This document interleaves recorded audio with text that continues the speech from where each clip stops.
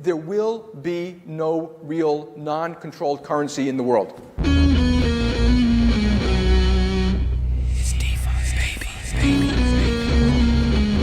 We're coming for you, banks. Bitcoin is punk rock. Deal with it. You split, we bankrupt you. Do you use Lightning wallets to pay for things or not? No. Bitcoin Cash would be seen as more of a threat to the United States hegemony than Bitcoin. Miles, Tom, what's your favorite kind of money? Bitcoin Cash.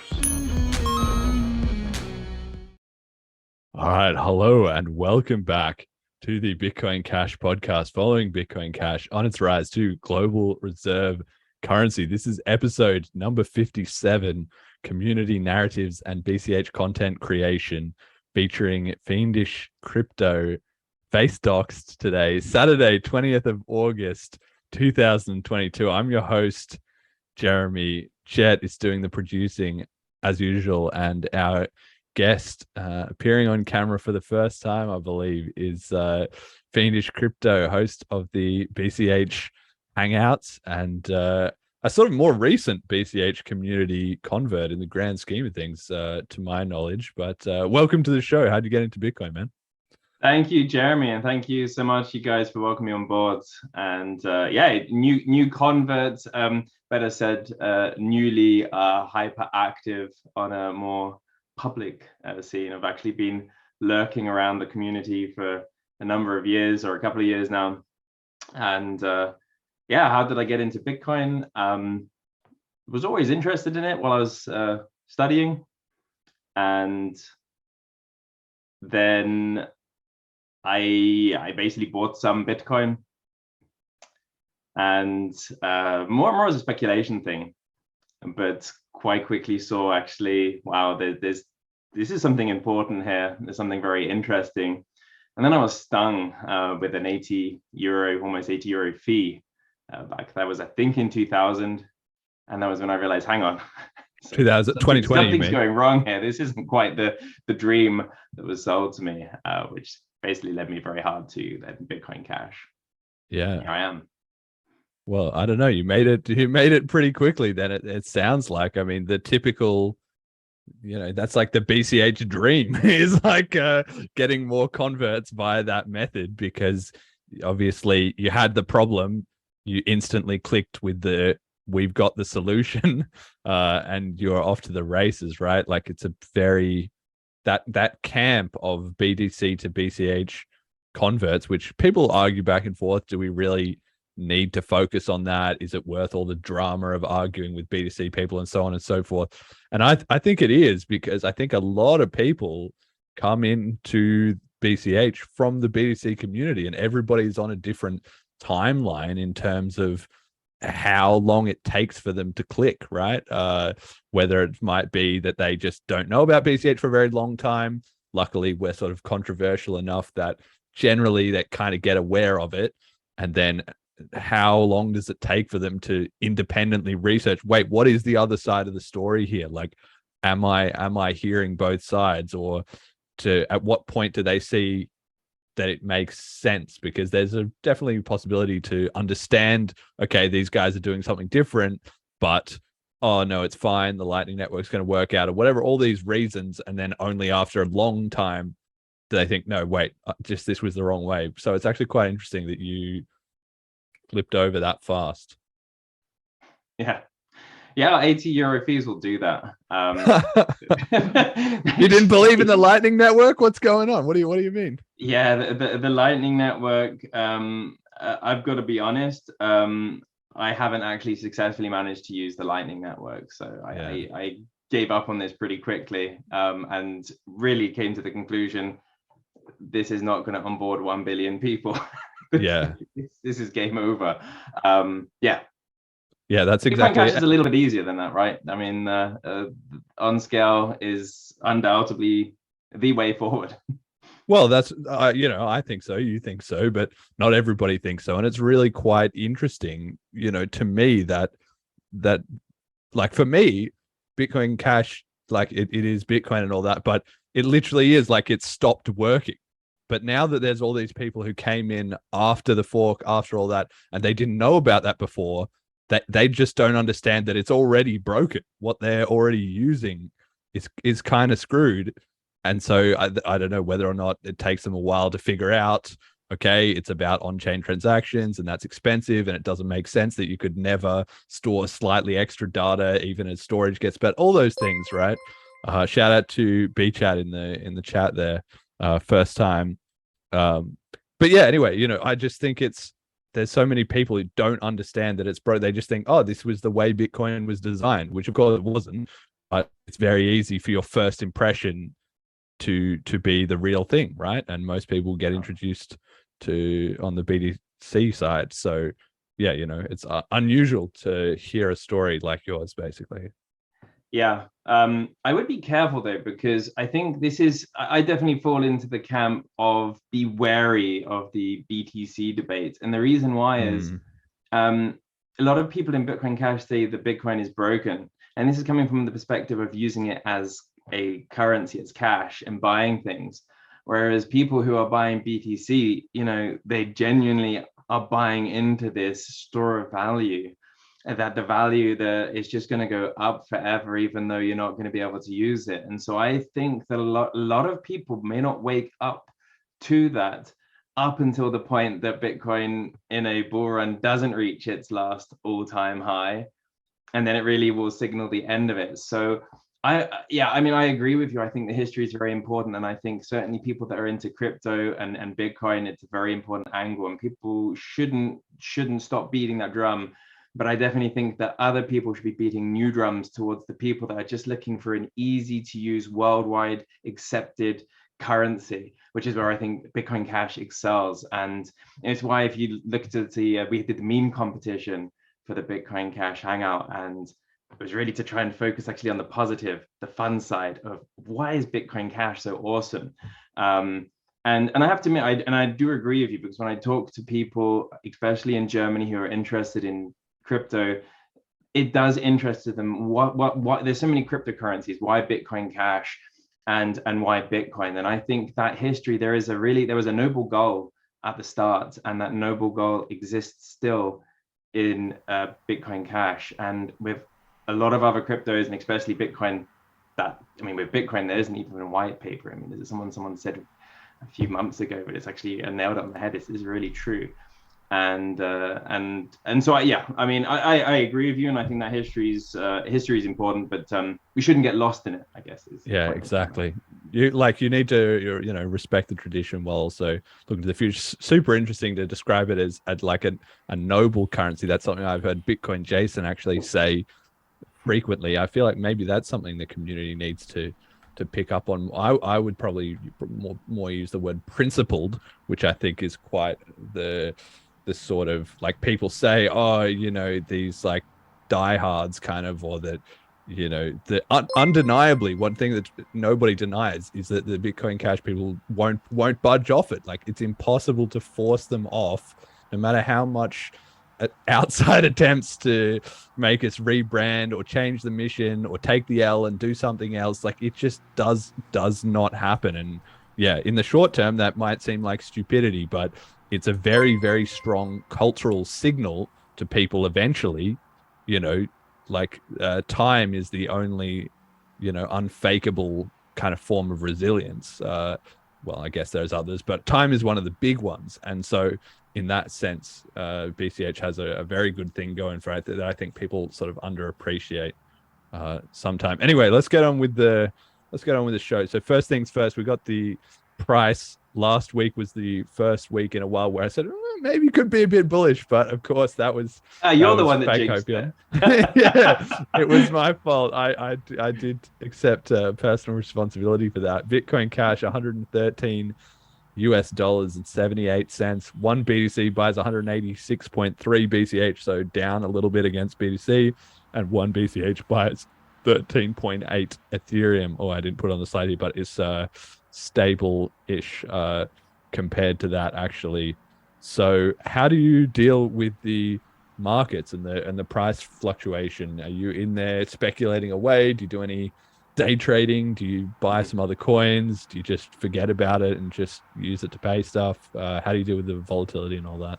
Yeah, that's a fantastic question. So I have done some day trading in the past, and it's a full-time job, and I already have one of those, and so this is not something that interests me. But with the volatility of crypto, I think if people have a clear strategy, then it's the way to go. As long as you're clearly thinking about what goal do you want? Do you want more of that crypto or less of it? Otherwise, you're going to get burnt.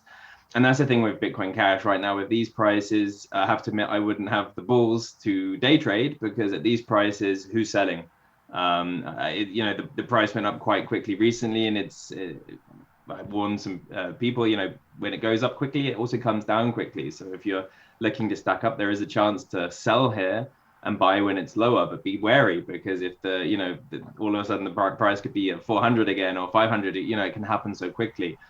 So for me right now, I'm accumulating and I'm holding, and I'll be joining you in the Bitcoin Cash convention. We'll be talking about later, and I'll definitely be spending some too.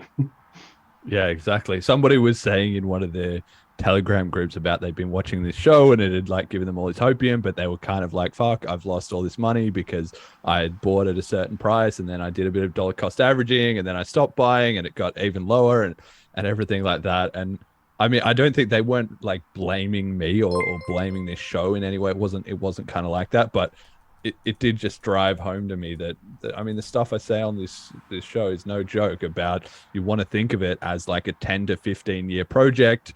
You want to focus on your career, make sure you have proper income stream, diversify if you need to. Don't just go all into crypto, especially not if you're new to it or you don't know what's going on, or you're not already like independently wealthy or whatever.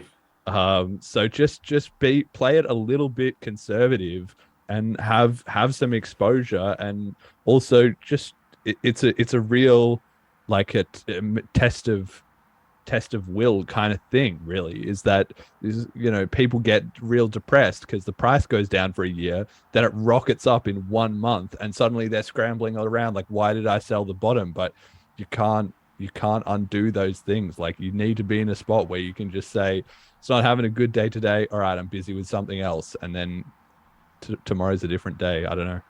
Yeah. And this is, I think, really important, and it's why I respect you, and it's why one of the reasons I'm here, Jeremy. I think, I'm a massive fan of Bitcoin Cash, and I sell it, but I do it in an honest way. I had a friend stroke colleague of mine was asking me about how much I'm invested in crypto as a percentage of my wealth, and when I told him, he was quite surprised, and he said, "Well, I'm only invested about 0.5%. Do you think I should increase it?" And I told him about my opinions on that. And I said, well, I think it's an incredibly interesting space. I'm very, very bullish on it. And I think it's going to be, doing very, very well. And I was recommending Bitcoin Cash. And after talking with him for a bit, he was absolutely convinced I'm going to invest a lot of my wealth, a very significant double-digit percentage of my wealth in crypto. And then I said, and I always say this to people, what's the goal? When would you want to cash in on that? When would you want to use that?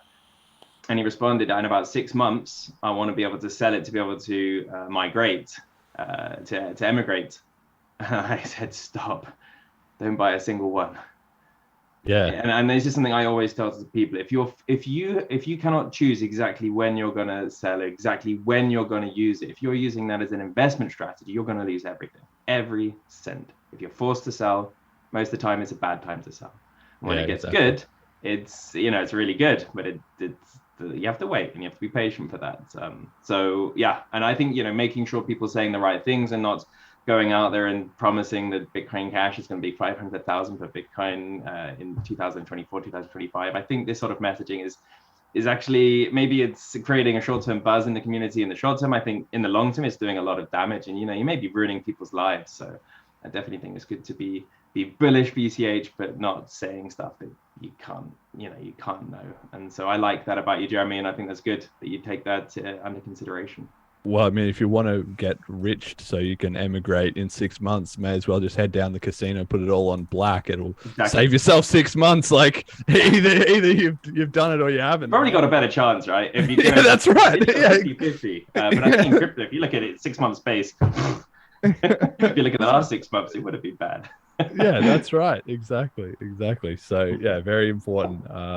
that everybody thinks. And also just like, okay, we do talk about, you know, the global reserve currency. And I do genuinely believe that, you know, based on the fundamental properties and its prospects for growth and stuff like that. But on my site where I've got it sort of explained, you know, the logic, the reasoning, it says like, I think by about 2045, you know, like that's kind of my thought. You know, the internet took, you know, 20 or 30 years to get rolling. Crypto is going to be the same. We've had about what 13 years, so give it another 20 years from here, right? So in 20 years, okay, if we're not global reserve currency or at least kicking ass, then come back to me and, you know, tell me I was wrong. But you know, like, I don't know about, you know, this 6 months. That's just like you're being too impatient, you know. Exactly. All right. I'm definitely, I've got a closer time frame. I think it's going to be closer to 10 years. Okay. But at the same time, we're talking about periods of time like that. There's so much technology that's coming out. It's really difficult to predict everything. But I think that digital currencies, there's so much a wind of this now. In Germany is one of the countries that loves cash more than any other country. When I first came here, I was shocked that I couldn't just go to the supermarket and use my credit card or anything like that. It would be either cash or you'd use an EC card. But many stores only accept cash. And even now, one of the big banks, so it's called Sparkasse, this is like a big bank for the country, have announced their desire to move away from cash. This is quite shocking, actually, for a country like Germany. This isn't like UK where everyone's using, you know, I use credit card to buy a stick of gum. Yeah. And when that's happening in Germany, I think that digital currencies are going to be coming in very, very soon. I think a digital euro will be coming in within the next 2 or 3 years. I think it's really not far out. And I think that will accelerate everything. So I think if crypto and Bitcoin Cash is to be successful, it will be happening on a 10-year frame, which is why I'm quite excited about putting the foot down on the gas in terms of adoption, marketing, and actual use of the product. Because I'd like to see it really get out the door. I love, sorry, just to go off on a bit, but I love what's going on in the Caribbean. I love what's going on in Townsville. And I think this is fantastic. I think, you know, the general protocols going out there and actually testing this all out and buying stuff and seeing, you know, what's goods and services out there. I think anyone in the community that's listening, if you have the possibility to actually use Bitcoin Cash, please do, because I am someone, I think it's going to happen very soon, but it's only going to be a success if people really use crypto and really use Bitcoin Cash. Well, it's one of those things about exponentials, right? Is that it doesn't look like anything until suddenly it's just fucking exploding. And I think that's why it's so important that we have, you know, like Townsville or these efforts of adoption is, okay, to date, they've been very hard work and like, you know, medium successful. They haven't gone totally like viral or anything. And there's been tons of time and effort and resources put into it. But the reality is that that's groundwork that you can't catch up later, so that if it does kick off, then okay, the people already know the drill. We've already got the tools tested. We've already got the community knowledge of how to do it, and you can just roll it out. Whereas once the train's leaving the station, if it's suddenly like, no, let me build the track in front of the train, too late, mate, the train's gone. So that's why it's really important that you know, I think there's a balance with people saying, oh, okay, the adoption stuff hasn't been a killer success, maybe we should try something different. Yes and no, you've got to have a balance of those other things, but it's important to maintain that track, because there's going to be a time when it comes good.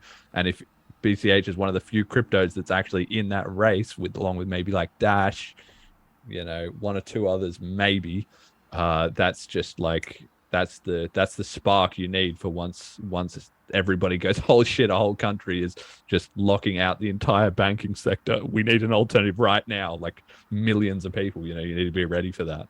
And I think it's going to happen. I really think it's going to happen very soon. And just going back to that point with regards to changing the plan, I think this is one of the biggest dangers of a decentralized group. The way I see Bitcoin Cash, the network, is like a decentralized business, and everyone's doing their thing. We have the sales, we have the I agree, yeah. marketing team and content team, which is what you're part of, right? And what I think is that why are movies made by committees awful? It's because everyone's pulling in different directions, and why a fantastic CEO can lead a company to great success. It's because they have a vision and a plan, and when it doesn't succeed straight away, they stick to it. They maybe adapt it and change it, but they stick to it. And with the merchant adoption, I see this exactly like that. So no, it hasn't taken off the world by storm, but it is putting all those tracks down there.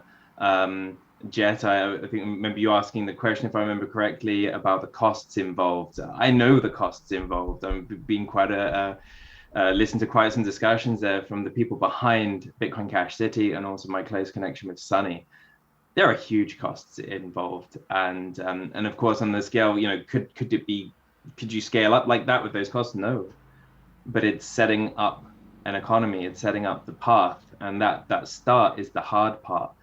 And to just drop that all now and work on something else, it would just destroy all of that momentum. And that's what Bitcoin Cash is supposed to be. That's what Bitcoin was supposed to be. It was supposed to be being used for e-commerce, for real commerce, for anything, for buying things. And if you were to just move away from that, there'd be so much wasted resources, so much wasted time, which I am absolutely confident will pave the way for our future. Of course, there should be other things too. And I do believe that, the mass user app still hasn't come out for Bitcoin Cash, and that will come out. It's going to come out within the next 6 months, maybe 12 months. Maybe there'll be 2 of them. I certainly know of some interesting projects that I'm very excited for when they come out. And I think that will obviously help hugely as well. But merchant adoption is definitely an interesting point. And which other cryptocurrency has that? Has an entire country accepting Bitcoin Cash? The more stores accept Bitcoin Cash and StKitts than don't accept it. So I don't know any other cryptocurrency that has that.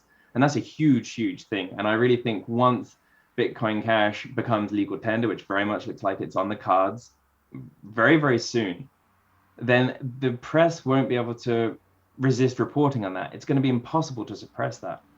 And then things may fly, and that actually being used in the real world, that's going to be a huge thing. So for anyone listening out there, please do other things, not just merchant adoption, but please also don't tell everyone to give up on this. This would be a disaster, I'm sure. Yeah, we got a good thing going. I mean, you got to watch out for the sunk cost fallacy, but like I said, it's just a balance. Okay, we got the transaction count this week, a little bit of an uptick up to 35K. It's been kind of pretty flat for a while. Do you watch the blockchain analytics that much? I mean, or do you not really care? I have done, but the problem with and this is a weakness of proof of work, is the miners can stuff the block with as much bullshit as they want, theoretically, and it doesn't cost them anything. So I think that transaction volume from and Coinday's burn, they are interesting points, but they're also potentially, or certainly the transaction volume is something that's easy to stuff, easy to fake, or easy just to get lost in the noise. Which service was it that was last year that started batching the noise.cash, and they batched it, and then all the transactions just like plummeted. It's funny that you say lost in the noise. Yeah, and so we can easily get mislaid here. And I've done a lot of thinking about this. I would love. I'm a guy that I'm responsible for. I'm a director for a company. I'm responsible for a lot of reporting for the entire data departments of 15 different countries. Data is my thing. I love data, and I'm still trying to find what data can we reliably use to see the growth in Bitcoin Cash. And so transactions, of course, it's one metric. I'm not convinced because of the low fees as well. Even if the transactions aren't being packed in there by the miner, it could just be some noise there. That's something else. But yes, I mean, if it goes up, I'm happy. I think we need better stats. I agree with you. I mean, that was honestly one of the driving reasons. Well, one of the lesser reasons, but it was in there for sure. It was intentional that in creating this show, it would create a new metric for BCH adoption, which is much harder to fake, right? Or like, obviously it's possible to buy subs on YouTube and do different shit like that, but I'm not doing that. And I think it's pretty easy to believe if you look at the like growth. It's not like exploding up unexpectedly with BCH just nothing. It's just slowly creeping up, and and I have them all, bitcoincashpodcast.com/stats. You can look every month on the 23rd. I sit down and I track all the numbers as to where we're at, and it's just slowly growing, right? And I think that will be one of the biggest signs. It's a positive feedback loop, right? If BCH starts really rocketing off, the first thing people Google Bitcoin Cash, and my stuff is there, all branded Bitcoin Cash, Bitcoin Cash, Bitcoin Cash. That's all it's branded about. You know, people will be clicking on it, and then so that will kind of prove to me that will be more of a sign of adoption than necessarily the transactions going up. And I do try and make that available to anybody who wants to look, basically. And I think these are the statistics that are really interesting. And I noticed this too with your work is quite obvious. It's quite clear actually with Twitter accounts or YouTube accounts that are using fake followers or fake views, and it's quite clear that your account isn't. And so when you're reporting an uptick in your subscribers, this is something for me that means a lot more than anything we've got on the blockchain, which if you think about it is quite a bad thing, right? Because but that's the truth of it. And so when you tell me that you're getting more people tuning in, more subscribers, this is something that excites me much more. This is a good sign. Because ultimately it's about real people, right? Like everything else is basically just irrelevant. Like at the end of the day, the whole global reserve currency thing comes down to X amount of real people bought in to the concept, and that's true of every crypto, right? And that's one of the grand ironies that other cryptos sometimes don't see, is that they feel like they have a huge community, but they're just maybe not. There's a big difference between a huge community of people who've bought some on Coinbase or who think they're going to get rich in 6 months so they can emigrate, versus people who have bought into the concept of the coin, are actively contributing, following the community, spreading the word beyond just shilling. Because people can tell if people who aren't needing a sudden, surge of cash respond very differently when you try and explain crypto from the point of view of the sort of freedom aspect or the revolutionary part of the technology part, as opposed to, I like this just because I'm trying to get rich. Even if you try and wrap it up with some other stuff, people can see through that pretty fast if they figure you've just got some and you're just shilling it. Absolutely. And just so it's clear for anyone watching, I do have Bitcoin Cash, and of course I want the price to go up because I've become wealthy from it. So you can take anything I say with a lot of bias, and I think that that's good. And for God's sake, if you're listening to anyone about crypto, take it with a pinch of salt. But this nice thing about Bitcoin Cash is the fact is, if you really learn about it, it's exciting. I really genuinely believe that a successful decentralized finance will have as much impact on our well-being and on our life as what democracy did. In fact, I think it will be bigger, because the bank has actually held more power historically, much more power than the kings and the queens. It's something I'm not sure if I said to you, Jeremy, but if you look up the world's richest man, it's Jacob Fugger. He was several hundred years ago, a German. He was bigger than the Vatican. He was bigger than the Pope. He had more power than the kings and the queens. And this is the power that decentralized finance is looking to take away. And so, as much as invested I am financially in Bitcoin Cash, and just so it's also clear, I'm invested in other things. So I'm not betting everything in there, and I don't think anyone should. That would be crazy. But there is also something very, very interesting with this project, and so I really, really hope to see it over the finish line and be part of that. And so I'm definitely, when I'm selling Bitcoin Cash, I'm not shilling because I believe in it. Absolutely, it's very exciting. All right, we got the Sen in USD. Going up a little bit. Yeah, not really any grand action there. We kind of talked about it. This one. I'm constantly like, maybe I should just get rid of this. I don't know that there's much value, or maybe do a rotation. Maybe just every week have a different stat that I've been interested in, right? Like, the hash rate one week, and then the Sen in USD, and then the ratio against another coin another week, or something like that, just to mix it up. I think the metrics matter, but I'm a bit undecided about best way to do it. And that leads into the next thing, which is I'm going to run a Bitcoin Cash podcast listener survey. So you can go to bitcoincashpodcast.com/survey, SURVEY, and there's a link there to a Google form. It's got 10 quick questions, and we'll do the results in 2 episodes. I'll call it out here next episode, and then there's enough time for people to do it. So we'll be able to get some idea of because I honestly have no idea, like, what are the user demographics like? People can answer that, or they can leave it blank. All the questions are optional, and there's some topical crypto kind of stuff in there. There's a little bit about the show, so people can just fill that out. And I got this idea because I was listening to Better Cast Saul, which is a podcast for the show Better Call Saul.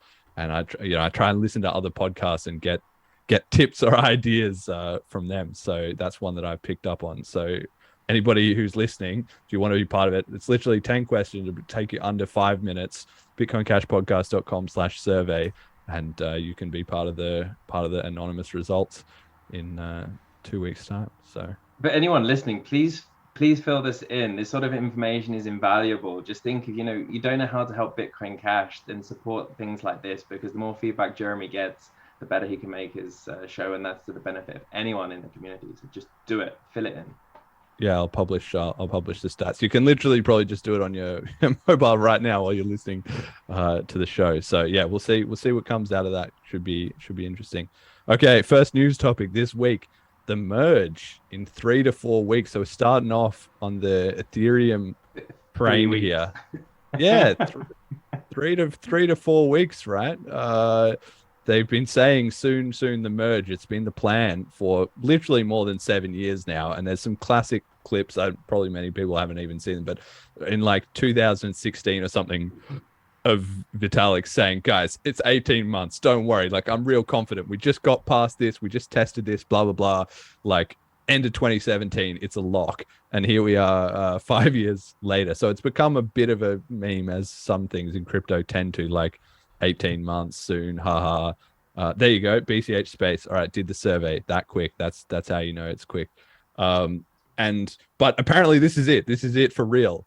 14th to the 15th of September is the expected arrival time, depending on the mining hash rate. Obviously, it can be slightly faster or slightly slower. And there's been a lot of hype about this. It's been discussed on this show a few times as well, too.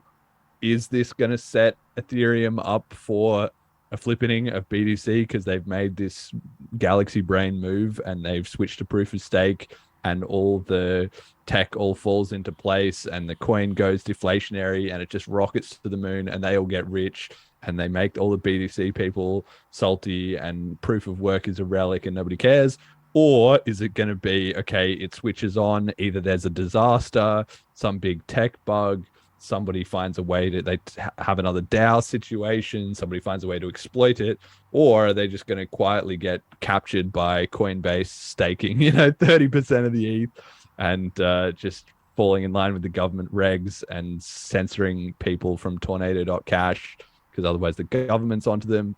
What's your take? What's happening with the merge? Well, one thing I'm sure about it, if you have a graphics card that you want to sell, it's already too late, right? Just because which is good for PC gaming, when this happens. I'm not really convinced by proof of stake. I think it has a lot of issues inherent to the design. I have to admit, this is definitely above my head exactly. I've tried to look into it, exactly the models and outcomes, but I just can't see why it won't centralize the system. And it doesn't actually help the core problem of Ethereum, which it doesn't scale. So it's still going to cost lots of money. There's only a certain amount of processing that can be done in per block. So it's just lowering the cost of actually the mining, right? Because that won't be existing anymore. But I don't think it gets rid of the inherent problem, but it creates its own problems onto it. So for me, this is throwing, I see this entire project now as throwing as a tip or a nod to the green thought process of proof of stake, and the proof of work is, using a lot of energy to just do bullshit equations that don't really, it's just to prove that they've done it.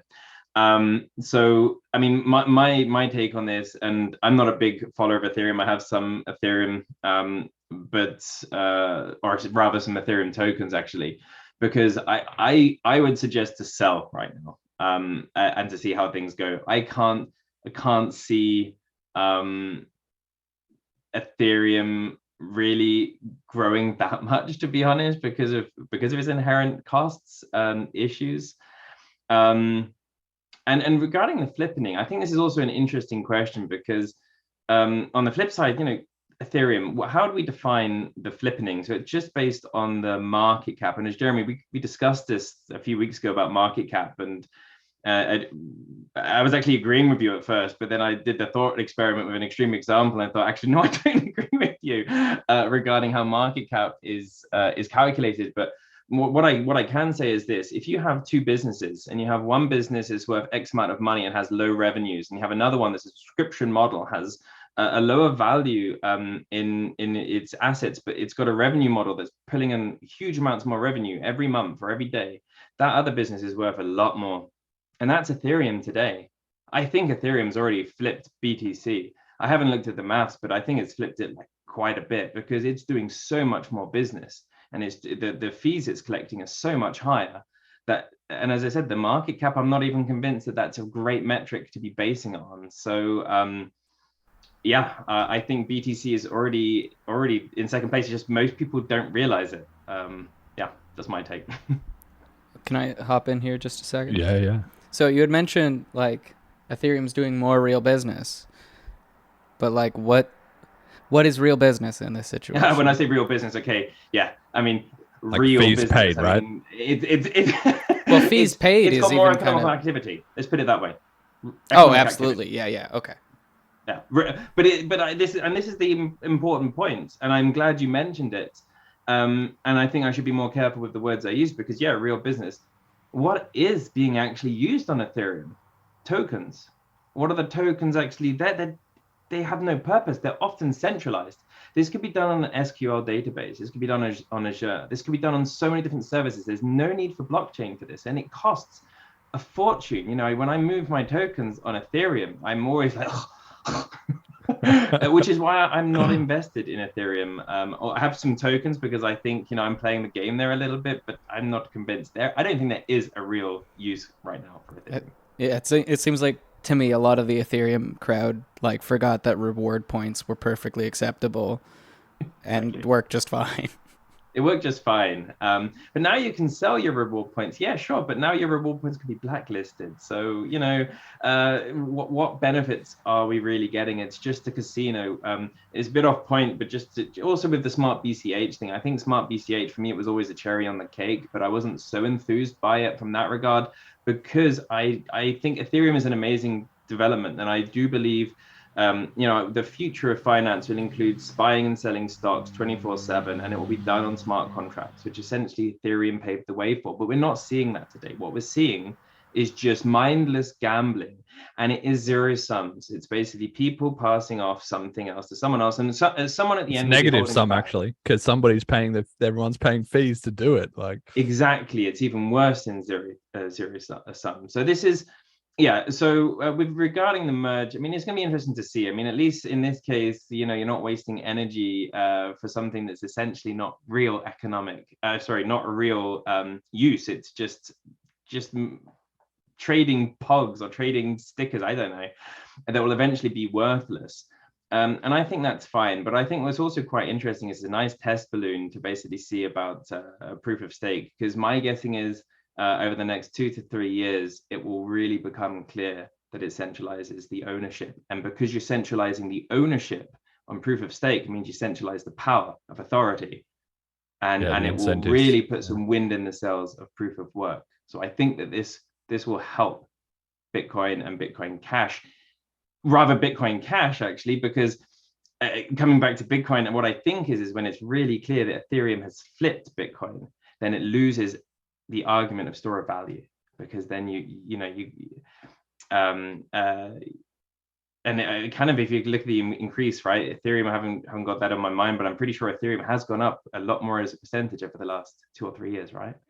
Yeah. It has been slowly grinding them out, slowly catching them up on the ratio. Yeah. Bitcoin loses its narrative, but for something like Bitcoin Cash, I think that this is going to be a nice thing, but it will take some time. Yeah. Yeah, I mean, the whole point about market cap is really just that it is the known metric, and it's crude and has a lot of problems, but it's also simple, so everyone can agree on it. And historically, that's just the way it worked out. So I agree with you in the sense that I think, and I posted a while ago on Twitter, like a long time ago, that when BCH was expanding into the Caribbean most prominently, and there was that BTC guy and Samson Mao who said, we're going to try and fix this. that's it. You're finished. You're not the market leader if you're trying to interfere with other people's stuff. By definition, the market leader is leading. They're coming up with new and innovative stuff, right? So they'd already dropped the ball a long time ago, but that reality becomes undeniable. I mean, there's a lot of rationalizing going on right now, but that becomes undeniable once ETH is at the top. And I think it just comes down to the merge. On one hand, it's proof that the Ethereum devs are technically competent, and it does also show that the Ethereum community is innovating. But on the other hand, yeah, they think it's an advantage to be having this environmentally friendly image, but I think it's actually subtly the opposite, which they don't understand. It's more like we will bend to some sort of social narrative. So it's the exact opposite of like BCH and BTC, which is like, fuck you, we're doing our thing, you can't move us off it, and being a bit more like, we're trying to be socially constant. Well, what if the current thing is something else next year? Are they going to be the coin that jumps on that? Like, you just look weak. Well, I would also think about who would be pushing what narratives. Like, I don't know. I mean, obviously the banks are pushing for a CBDC, but do you think there'll be a stopgap where they might use Ethereum tokens and they'll be like, well, we would rather this than BTC because it is more environmentally friendly, and then Ethereum rockets because, well, these banks are using this thing now. Like, of course, this is complete speculation, but I think that's I would put money actually that certainly in the West, I wouldn't imagine in Russia or China, but in the West, I think that they'll test run CBDCs on blockchains, whether it's Ethereum or not, I don't know.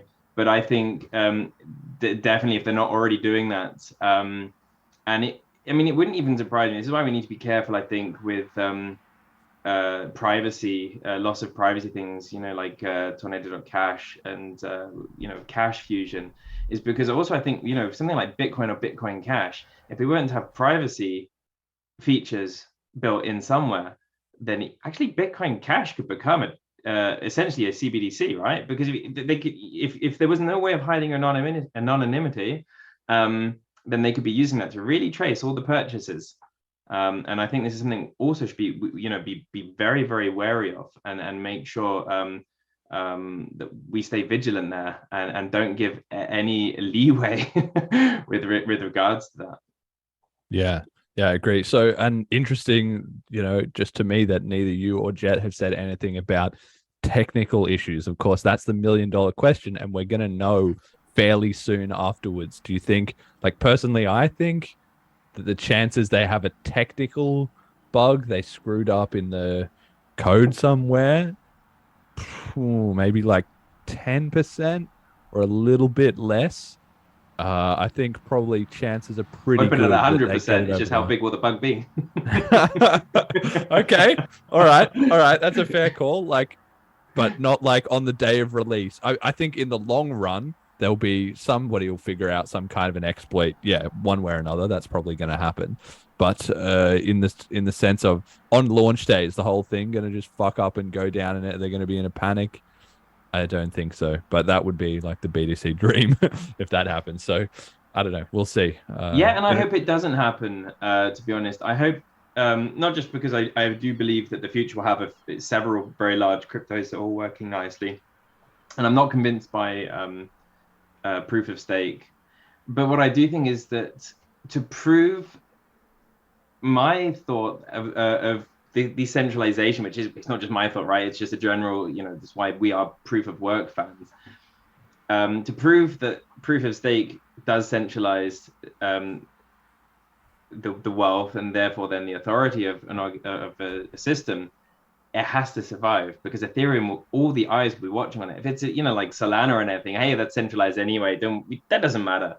But if it happens to Ethereum, and when it happens to Ethereum, I think it will really be such a great advert for proof of work. And if it just fails, that doesn't it's not proof of stake that was the issue. Yeah, it was just it was badly coded, or there was some unforeseen thing that was going wrong. So I really hope it's a success. And my guessing is I would hope that Ethereum's so massive that they would have been testing this. For so many really clever minds would have been testing this quite a lot. So I think the chance it'll be a catastrophe is low. I wouldn't bet on that, but I'm sure there'll be some interesting bugs that pop up there.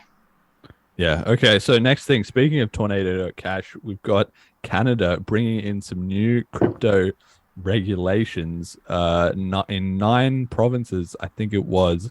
These new rules that if you live in Ontario, I don't know. Chet can correct my pronunciation. Ontario. You can only buy 30 grand to 30,000. I assume this is 30,000 Canadian dollars, not US dollars, in crypto per year, with an exception. So total across all your coins, you can only buy up to 30 grand per year, but with an exception for Bitcoin, Ethereum, Litecoin, and you know it and love it, Bitcoin Cash as well too. So this caused a lot of salt, to be honest, because a lot of the people who were in crypto were already upset. Like, this doesn't make any sense. Why is there arbitrary limits on buying crypto? That already is, giving people the shits in terms of this is just another way of the government having all the upside and none of the downside, right? Is they're just locking you out of this, and people like crypto, I think, a bit more than stocks, because it is a bit less regulated. It is a bit more just fly by the seat of your pants, do whatever you want kind of thing. I think people like that about it. So whenever this stuff happens, that really causes grief for people. But it also specifically created so much salt about Bitcoin Cash being on this list of 4. Litecoin got ignored. Nobody had any qualms about Litecoin. Really, I've got a tweet here from Ryan Sean Adams, who's one of the guys who does Bankless. He's actually pretty smart guy, but he just was so salty about this. He tweeted, "New if you live in Ontario, you can only buy 30K in crypto per year. Only exceptions are Bitcoin, Ethereum, Litecoin, and Bitcoin Cash. Litecoin and Bitcoin Cash are perfectly safe. Regulator knows best. I grew up in Ontario. Family lives there. With laws like this, I can't go back." So, I mean, I agree with him that it's ridiculous to be having this thing, but side shots at Bitcoin Cash is just so unnecessary. I don't know why he's got it out for us, and all these people, all these commenters were just like, "Oh, what is this? Bitcoin Cash, the regulators don't know what's going on. Why is that on the list of safe coins?" And it's just very ironic for Ethereum people especially to be taking issue with it, because for the longest time it was, Bitcoin are the top dogs and they think everything's a shitcoin. We're Ethereum, we're the cool ones that are cool with all the rest of the coins. But as they're now trying to move up into number 1, they're becoming the same way, right? Which is they can't really deny that Bitcoin's relevant. So that, okay, that's in. And then we're relevant, but then now they're trying to just shove off the competition as they're not as relevant. But it's not that the regulators are stupid. It's not an accident that of the coins on PayPal, in these regulations, in almost any crypto service, that's the 4: Bitcoin, Bitcoin Cash, Litecoin, and Ethereum. Why? The first 3, because they're proof of work. The Bitcoin and Bitcoin Cash, because they weren't pre-mined. All 4 of them because they've been around forever, and because they have a lot of real users. A lot of other chains, they might have a bigger community in quotes, but when it comes down to real people that are actually sitting in government offices or in surveys that they do to determine what do people actually care about, nobody gives a crap about those coins, right? But Bitcoin, Bitcoin Cash, Litecoin, Ethereum, they've got real communities, such as it was. So I don't know. That was my thoughts. What do you think, Fiendish? Yeah, I'm not really sure. I mean, with the quote from Ryan, I'm not sure exactly what his intentions were. What I would imagine is, if I was to think in good faith, and there's no reason, I don't know Ryan, so there's no reason not to, is probably to do with the price. Bitcoin Cash has lost 95% of its value from last year or something. I was there holding, I wouldn't sell at 1,500. I certainly wasn't selling at 100. And that's what I'm thinking of. Which is, I think, a perfectly fair argument. And I think it's just highlighting the ridiculous of the law. If it's aimed at protecting people's investment, well, Bitcoin Cash wouldn't be a great example, right, of the last year. I think this law is absolutely diabolical. To put it frankly, I think, and this is why I'm part of the Bitcoin Cash community, and this is why I feel the fight is very real. I'm quite open with my political stances. I'm very strong left wing on certain points. I'm very strong right wing on other points, and I'm basically, and so I don't want a world. I really just don't want a world where it's pure capitalism, and if your parents are crap bags and you didn't save any money for you get a shitty education. That's not the world I want to live in. And so, for example, me and Roger maybe have some different ideologies there, but the outcome is the same, what we want. But what I really believe is absolutely fundamentally wrong is the fact that you earn money which you're taxed on, but it's not your money. Saying that you can only spend 30,000 on these four is disgusting. Why not? Why can't I invest everything into something? Whether it's gold, whether it's silver, whether it's crack cocaine, at the end of the day, that's my money. I can spend it on what I want. And who is this protecting? Is this designed to protect the person? If that was the case, and I think that's maybe what Ryan was meaning, well, why then is Litecoin and Bitcoin Cash there, which, over the last year haven't been great performers? If you'd invested into them, you'd have lost a lot of your wealth, which is, I have to admit as well, it's nice, of course, to see Bitcoin Cash on this list, and and I'm someone that thinks I don't think we have to be working against government. I don't think that at all. But at the same time, if the values of a government in a particular country and the values of Bitcoin Cash cross, then you have to stick to the values of Bitcoin Cash. Otherwise, it's all for nothing. But what I think is it makes me a little bit start questioning actually. Is BTC, is Ethereum, is Litecoin, is Bitcoin Cash co-opted? Is this a government project? I have to admit, when I see this, it starts making me rather question the project, which is why I stress, things like cash fusion, things that allow for privacy are so essential, because if I think if we were to lose these, it would make me very, very nervous about any cryptocurrency. But yes, if I was living in Canada right now, I would be on the streets protesting and against this. And I see it as a positive thing, maybe for Bitcoin Cash, but I would say I would rather not have this. I would rather have everyone in Canada can put their money in whatever they want to and invest in any cryptocurrency that they choose. Jet, what's your take? What's the vibe on the ground here? Okay, so first off, there's no vibe on the ground. No one, at least in the province of New Brunswick, gives a fuck. They didn't even hear this news. But I do want to comment a couple things in response to Fiendish. Well, you too, Jeremy. You're both giving way too much credit to the regulators in this case. I would bet 1,000 Canadian pesos that the regulators went to the closest cryptocurrency ATM, saw the 4 coins that they offered, and was like, good enough. They don't need any of this other shit. Like, they didn't. Okay. But that's not an accident, right? That's my point. They did, even if they made the decision in that stupid way, it wasn't an accident that those were the 4 coins on the ATM or wherever they looked, right? It was not necessarily an accident, but it was laziness. Like, those ATMs haven't updated since 2017. They don't give a shit. Well, some of them, I guess. I don't know. The largest ATM company in Canada has not updated since 2017. And I remember even when there was the eCash fork, I sent them, they have a contact us text message. And I went back and forth with them for 3 days being like, hey, you're listing this as I think it was Bitcoin ABC or something like that. And they're not even part of the project anymore. And they were like, okay, we'll look into it. I'm pretty sure I could go back down to the it's 25-minute walk away. They would still say Bitcoin ABC. Like, they don't give a shit. They get the same. I don't think the ATM market here has actually expanded at all. I don't think Canada as a country gives a fuck about crypto. I think this is like, we got to give them something. They went to the ATM. They saw the first 4 and they're like, good enough. But also, Fiendish, if you were protesting this, they'd freeze you out of your bank account. So like... Which I would also be then going on at a certain point, and really, I'm glad I live in a country without guns, and I'm really not a gun fanatic at all. But I finally understand the Second Amendment since the COVID thing, because it's if you protest something and they freeze your account, this is the point when the government needs to be removed. Because for me, that's the quintessential point of a democracy, right? That you disagree with your government and you can protest that in a peaceful manner.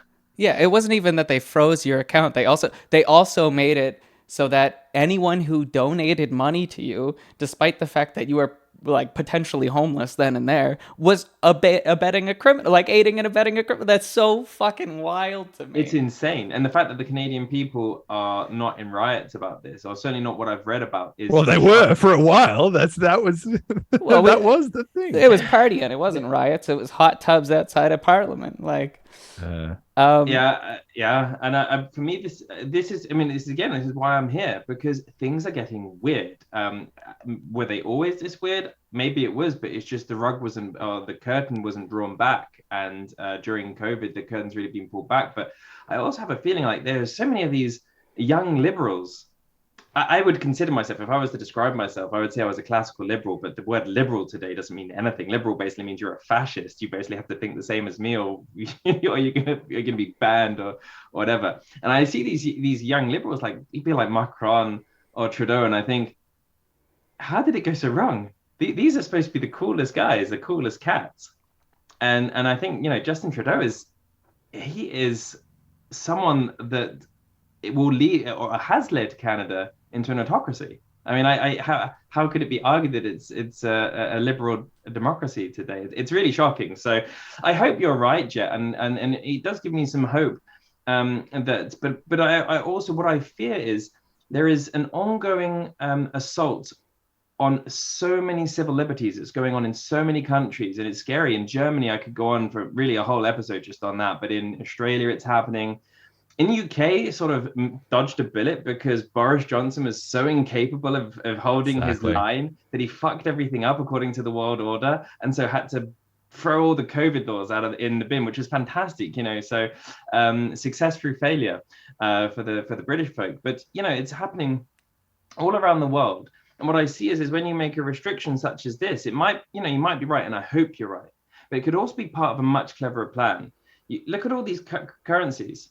You've only got 4 in there, and one is about to be proof of stake. You then ban proof of work.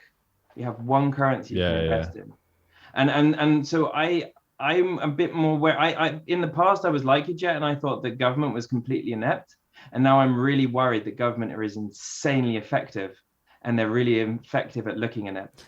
I'm not worried about that. I would say. But Sorry, go on. I'm hyped about this. So I think the people that are effective in government are not directly in government. They're the advisors, the counselors, the whoever. Sure.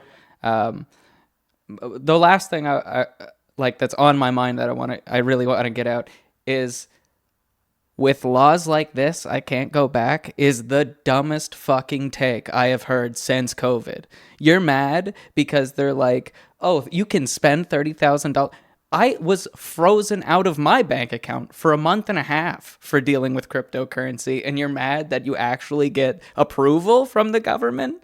This is a weak sauce, man. This is a weak take. Well, yeah, I agree. I mean, and I think that's something that these bankless guys, I do watch some of their content. I do like them. I think they're doing good stuff. But when I came back to crypto, and I found, a bit of a gap between 2018 to 2020. I came back, I thought, what's going on? And I watched those guys show because it seemed to be the hype thing.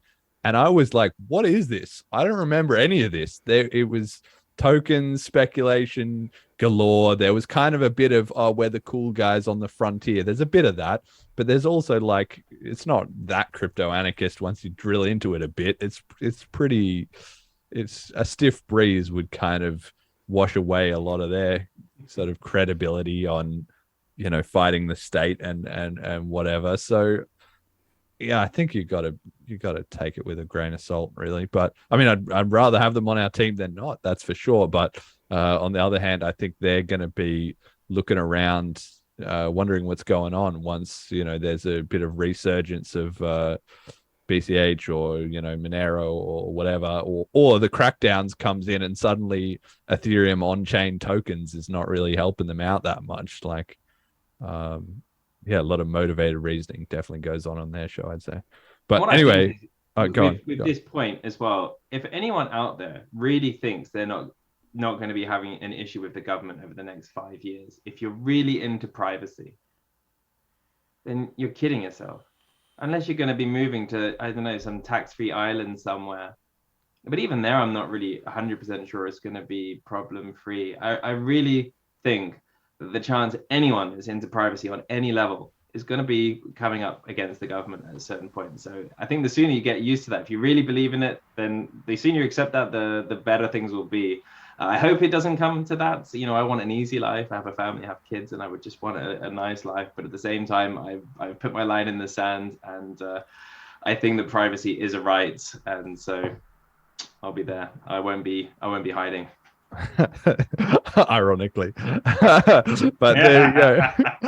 there we go. So some of this salt and BA Chad says in the chat that what's his name? BitBoy was apparently salty about BCH and LTC making the list. So that's just another classic case of his whole show is shilling the cornucopia of coins as to how they're all great and being anti BTC Maxi and stuff. That's his whole shtick. And then, but BCH cannot be allowed to succeed in his mind, no doubt. But then this salt spilled out even further onto Reddit. Very ironically, somebody made a #1 post on our cryptocurrency, which has long been a anti-BCH place, saying Bcash.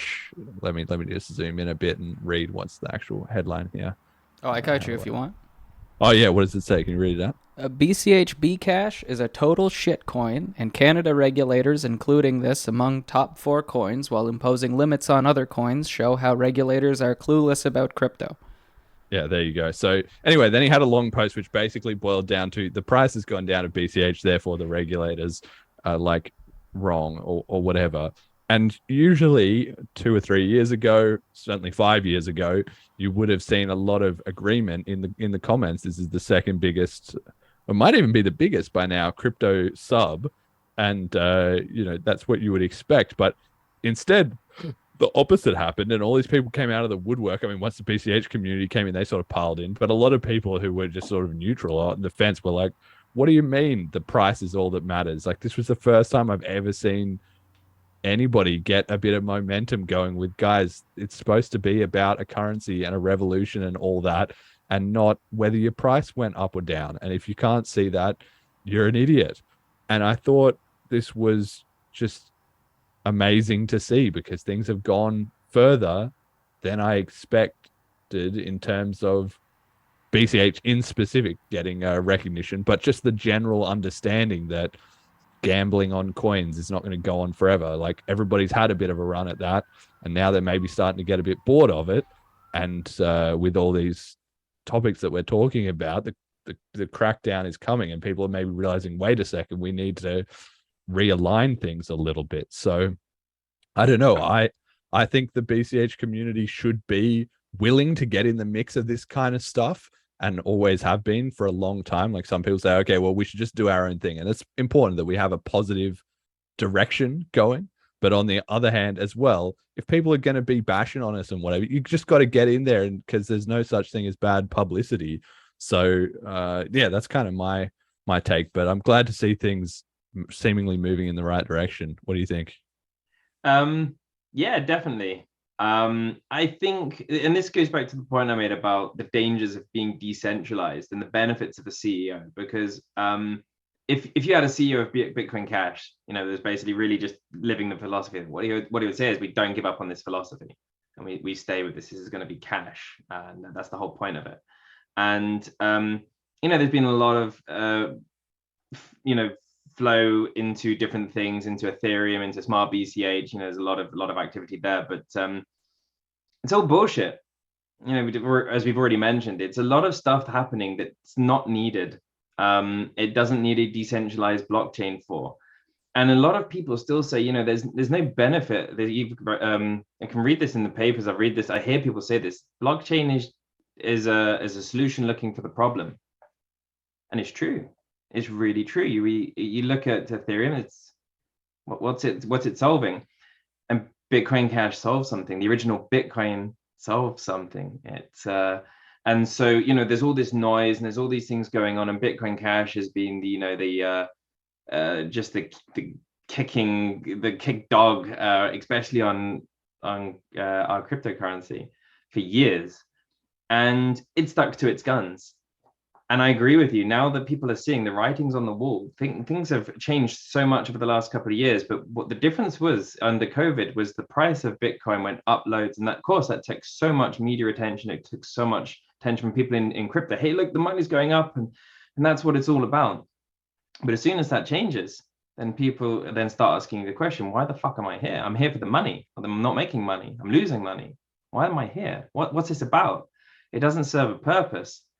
And so then they start asking the questions again, and they start being a bit more honest with themselves. And then they start realizing that actually, Jesus, either you then give up on crypto because it doesn't serve a purpose anymore, or you actually cling on to it again. Well, what was the purpose? Why was this started? And Bitcoin started this all, right? This is why everything exists.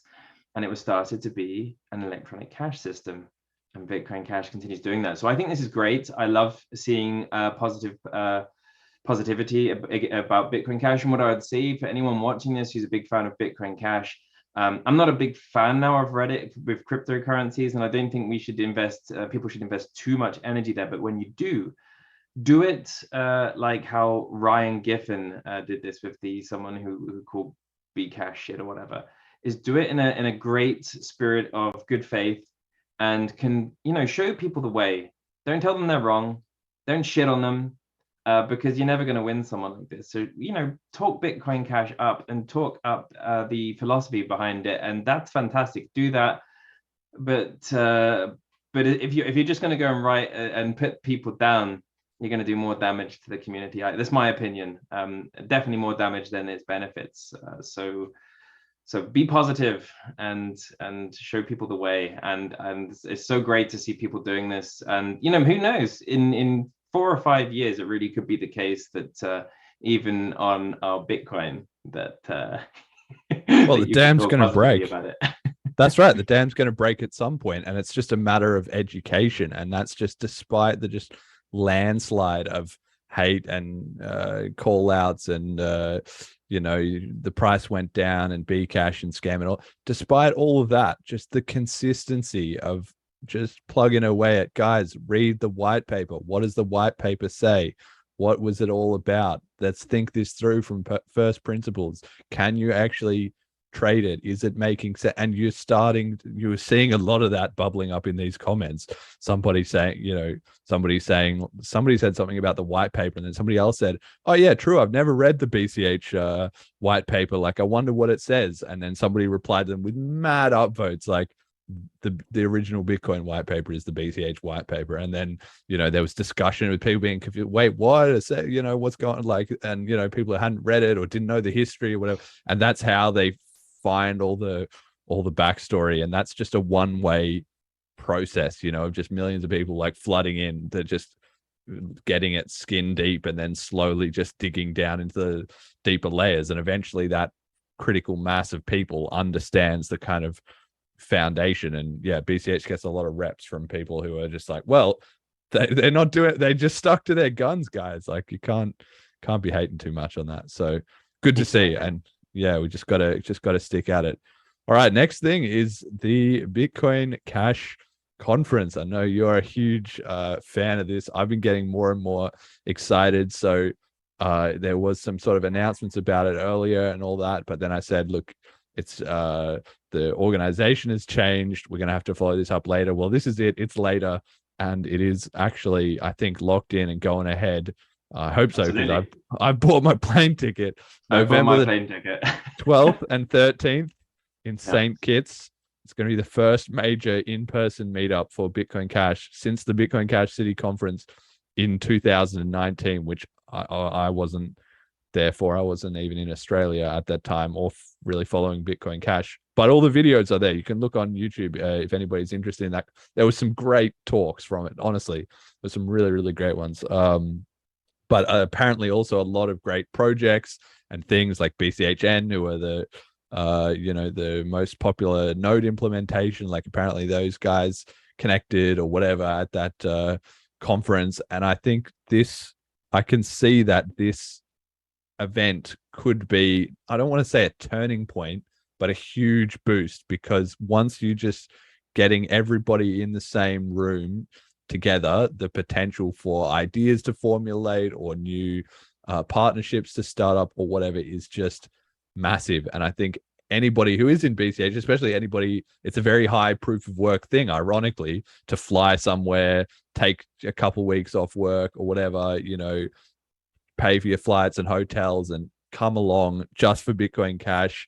All of that stuff means that, yeah, you're just getting a lot of people who are committed, who are serious about this in the same place. And I can see tons of great stuff coming out. Not to mention the fact that, you know, on the ground adoption should hopefully benefit a lot from suddenly all these people coming in. All the locals will see, holy cow, look at how much tourism, loads of local shopkeepers and stuff like making money. And then if they're able to spend it back into their local economy, it just creates a big boost and kind of validates the concept to the locals and maybe wins over some that aren't as convinced about it. And I will say that the vaccine COVID testing requirements have all been totally dropped. So if that's relevant to you, like it is to me, then you got the all clear there. So, you know, seriously think through this. And then there's also sort of the wild card element of potentially legal tender playing into it, which, yeah, I know you were saying, you know, it's one of the, I'm excited for that, but I'm less, I think that's less of a point to it. I think getting everyone together is the biggest part, but I can see how that plays into it. Your thoughts on this conference? Yeah, I have to be careful what I say. So I have quite a lot of contact with Sunny and was involved in quite a lot of the preparation leading up to this, but not to be taken incorrectly. This in its final form, this is very much the work of Sunny Gahani. So Sunny, if you're watching, thanks so much for putting this all together and making it happen.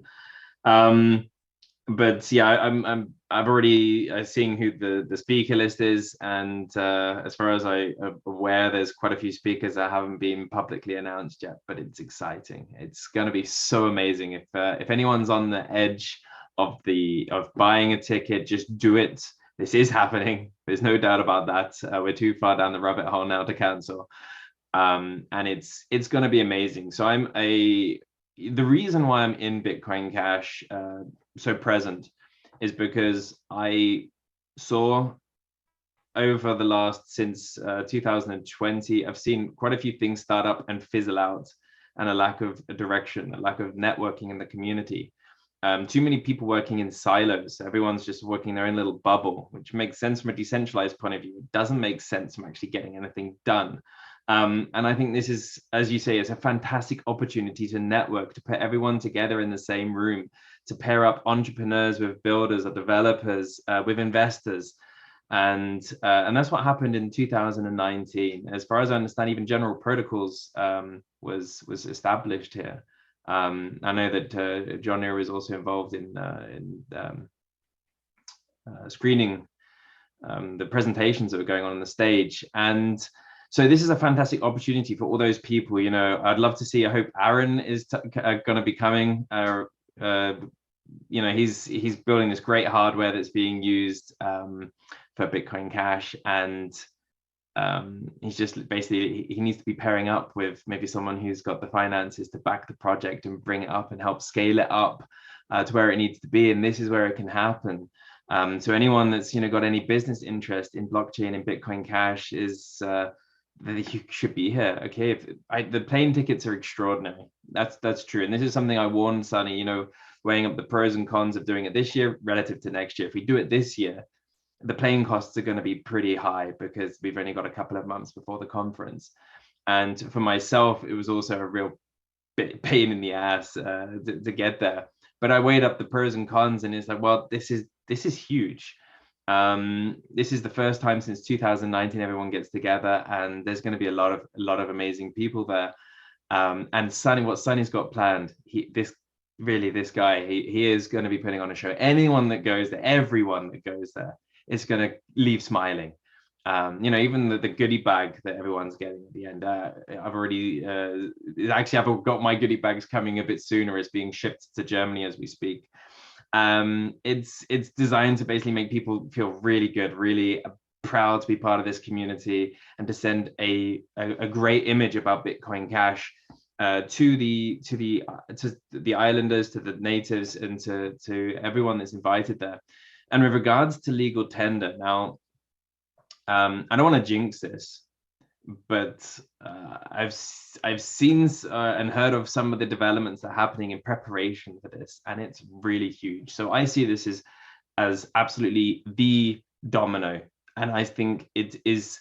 If you consider the first domino was creating of Bitcoin, then the second domino for Bitcoin Cash is becoming a legal tender, because by becoming legal tender, it changes the legal status of that currency. It turns it into a currency actually in many countries, which means it's handled differently. Now, whether you're for the government or against the government, if you change legal status of something to be able to be accepted and to be not taxed, etc., that's a good thing. You know, it gets a higher status. It has more people that use it, have more rights. So having a conference tied with that, I think, is a huge thing. Going, you know, essentially people that are going could be part of making history. So going for an amazing conference where we get to network, we get to meet people, we get to have, you know, build lifelong relationships with people. You know, meeting on webcam is great. It's better than not having that. But meeting in person, that's a totally different thing. So we get all that, but then also being able to spend Bitcoin Cash in a country, the first country in the world that accepts Bitcoin Cash legally. And for anyone that's out there, what's the difference? I can go to StKitts now and I can spend Bitcoin Cash, and that's fine. I can buy stuff in a shop and it's fine. Yeah, but how does the merchant pay their tax if they want to do things by the books? And, you know, not everyone's against tax. People are, you know, I'm personally fine with paying tax as long as my tax money is well spent. But how do they pay the tax? Well, they swap the Bitcoin Cash out into a stable coin, or they actually, not even the one we're talking about, even a stable coin wouldn't be accepted. They have to cash it out to fiat, and they have to pay the government in fiat. That comes with a lot of risks to the merchant. Maybe they cash out at the wrong time, or maybe they cash out too late, and then they're actually being taxed on a loss. So that's one problem. But the other problem is that people are cashing out Bitcoin Cash. We don't want that, right? We want people to accept Bitcoin Cash, to hold Bitcoin Cash. And if they want to pay their fair share of taxes, what's considered in that land, then they can do that, and it stays in Bitcoin Cash. So it ends up helping with the closed loop economy. So I see this as a really massive thing. And if it starts up in one country, it sets a blueprint, a legal blueprint that can be used in St. Martin, in Antigua, and so on, like a bowling ball going into all the way into Florida, which will be cool. So yes, I'm really excited by the Bitcoin Cash conference, and I'm so glad you're going, Jeremy. Really, it'd be fantastic to meet you in person. We're gonna have an absolutely fantastic time, and with Sunny there and many others. I know Bitcoin Jason is going. Chris is going. Roger Bear will be there. As it's going to be really fantastic. What is a shame, there's a Bitcoin Cash developer, Jason Drazener. I think everyone here should know. He's kind of the rock star. He's on the Bitcoin Cash Hangout actually on the 28th to join to talk about cash tokens and JDEX. Unfortunately, he's let me know that he is engaged and won't be able to come, which is so sad. We'd love you to be there, Jason. Yeah, well, I think, you know, as many people as we can get, because I can very clearly in my mind see that maybe we have a moment where, you know, on the second day or whatever, you just get a photo of everyone being like, hell yeah, Bitcoin Cash. And that just becomes like the photo in 5 years where everyone's like, that was when it like all like clicked together and kicked off. Like I can sort of see the potential for that moment. Not that that's like 100% guaranteed to happen or anything, but this is what these kind of conferences and physical meetups. Well, I mean, you know, like you're saying about we're like all being like a company, you know, companies do this as well too. You know, they pay exorbitant amounts of money to fly in all these employees from all around the world and stuff like that, get them all in the same room for a couple of days. Why? Because it's super fucking effective. When you just get all the people together like that, it just kicks things off so much faster. And yeah, I was like, wow, okay, definitely is expensive. I did have to shop around a bit to get some nice flights and everything, but on the other hand, like you said, this is potential to be there for a history in the making. So what price can you put on that? Exactly. Jet, are you going to be there? Well, here's my thing. At the cost it takes for me to be out there for 3 days, it is not worth it for me. It would take a month of my labor at the company I'm employed at to be out there. So I hear this hype and I'm so excited for it. Like, I wish I could be there. So if you can shill me on the thing that puts me over that tipping point, then that's great. But like, right now, it's like, well, it's like a risk to my job to go. Plus, I'm spending a month of work of income to go. It's like if you're risking your job, Jet. I'm not going to say anything to put you at more risk of losing, your job. Sorry, man. Yeah. Otherwise, I'd totally shill you to go. Yeah. Okay. Yeah. I mean, I don't want anyone to risk their job to come out. I think this is going to be massive, and I think that anyone in the Bitcoin Cash community. Is being there is going to help you, is going to help your career, is going to help building the networking.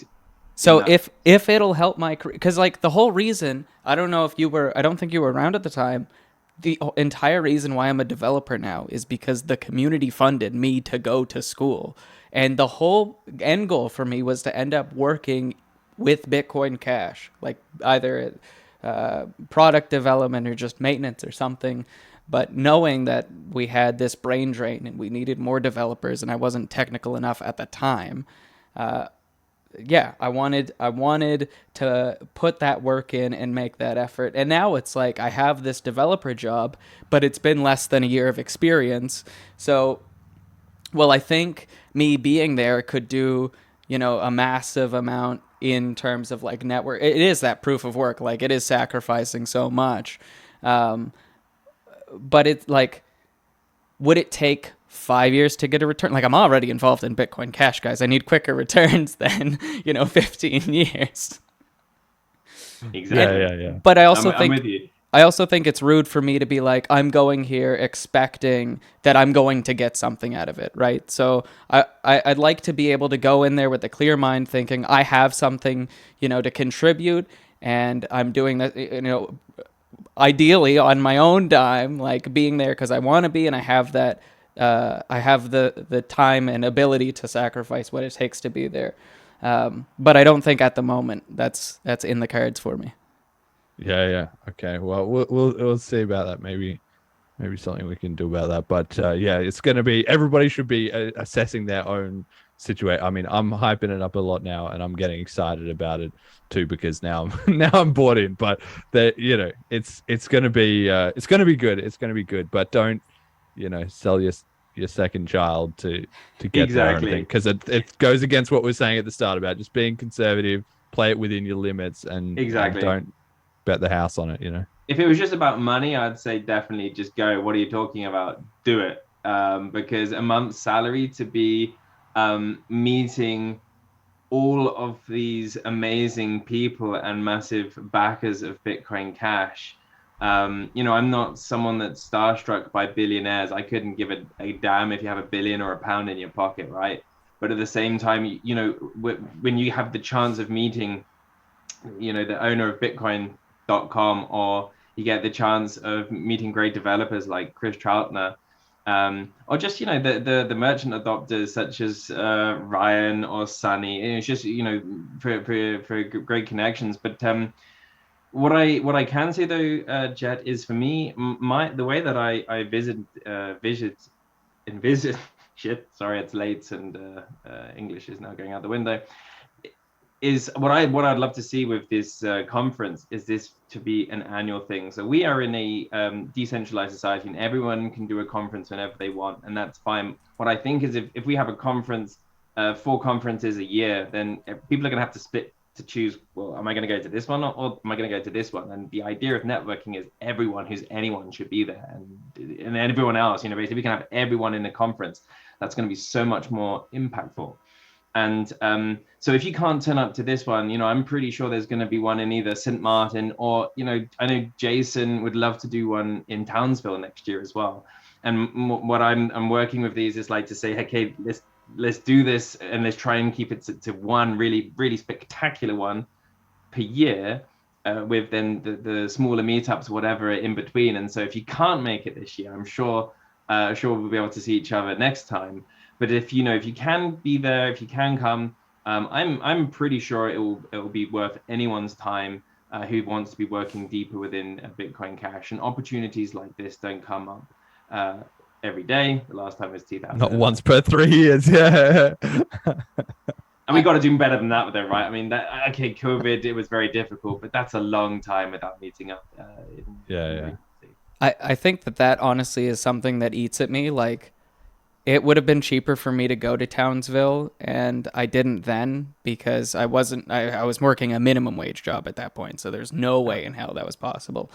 And like Chris and Uname and I think Max and Monica, if she's going, I've known those, and Cheap Lightning, I've known for 5 years, almost 6 years now. Like, I want to actually meet these guys and give them a hug and be like, you've been fantastic people. I think that these are people that I would like enjoy in my meat space life and like to share a drink with, right? And I think that's the thing.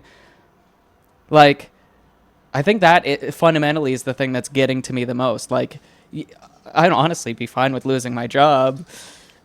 You got to meet CL in real life. Yeah, well, I'm the same. That mysterious cat, right? But I don't know. It's like, yeah, I don't know. I don't know how to even articulate it, so I'm just gonna leave it at that. But I definitely, if it helps you feel any better, so I've been tweaking CL's nipple to go quite hard, and I've been using all the sort of guilt trips. I've been telling him, hey, it's no problem, you can't come, man. But at the same time, really in there. So if you're watching CL, I'm doing it. Yeah, he's looking for possibilities, but for him also the costs are an issue. And I know with General Protocols, it's a real shame because they've already sent out their guys and they're already wanting to fly out to Townsville. And I would really love to have John there. I mean, if Imaginary Username could be there too. These guys are working on fantastic projects that are really important for Bitcoin Cash's future. I think any hedge, reducing volatility, while still keeping your Bitcoin Cash and not having to sell it, I think is really important. And whether these guys are coming, it doesn't look so great right now, which is, but as I said, I'm still there tweaking away to see if I can change that, because I want to be sat on a table with CL, with John Neri, with Roger Ver. Bitcoin Jason guys says I would give to a flip starter, so that might be one possibility. But I can't do that. Like, after pay for my education and my travel, guys. Like, well, you're giving back on the show, Anyway, that's all right. We settle that aside. That's a problem for another day. Which Jason was that? Bitcoin Jason. Yeah. Is he watching? Hey, Jason. Yeah. In the chat, I didn't link you up with the chat beforehand, but anyway, it's all good. All right, we got to move on. We're on a timeline here. So, got Bitcoin Cash content. So obviously, you run the Bitcoin Cash Hangouts. For anybody who doesn't know, it's a kind of bi-weekly Sunday afternoon. It is usually, for me, European kind of time show where it goes for about an hour and a half, 2 hours, sort of similar to this show, but in a very different way, where it's on Twitter. It's just anybody can kind of participate. There's usually a few kind of lined up people to speak, so it's not just nobody with opinions by default. But then you've been running that for about, it's been a couple months now, 3 or 4 months, and it's been great. I think it's been getting better and better, to be honest, and that's just practice and exposure to doing the hosting role, and choosing the right topics and having people enough incentives to chip in at the right moment is a hard balance to strike. That's not something I have to deal with, right? Because I'm generally just dealing with one guest that I already know ahead of time, is going to be good for it. But just when you're having just anybody, or you're having several people at once, it can be even more difficult. So just tell me a bit about why you started this, how you think it's been going, and how you think it'll be for the future. So it started off.